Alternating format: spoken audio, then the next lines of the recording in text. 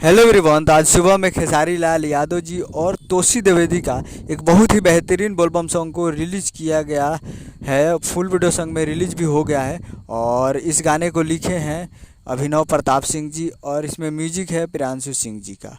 और इस गाने को गाए हैं खेसारी लाल यादव जी और शिल्पी राज जी, जो कि आपको स्क्रीन के ऊपर दिखाई दे रहा है। जिस सॉन्ग का टाइटल रखा गया भांग के सवाद। जी हाँ, भांग के सवाद। और ये ट्रेंडिंग में है, ट्रेंडिंग नंबर 1 पे है ऑन फॉर यूट्यूब पे, यानी मेन सेक्शन में एक नंबर पर ट्रेंड कर रहा है और ट्रेंडिंग नंबर 4 म्यूजिक पे भी एक नंबर पर ट्रेंड कर रहा है। दोनों जगह पे ये ट्रेंड कर रहा है एक एक नंबर पे। तो ये बहुत ही अच्छी बात है। और 1 मिलियन मात्र 7 घंटे में हो चुका है। और 7 घंटे में 88,000 लाइक है और 18,000 कमेंट है इस पे। तो बहुत ही बेहतरीन रिस्पांस है इस पे।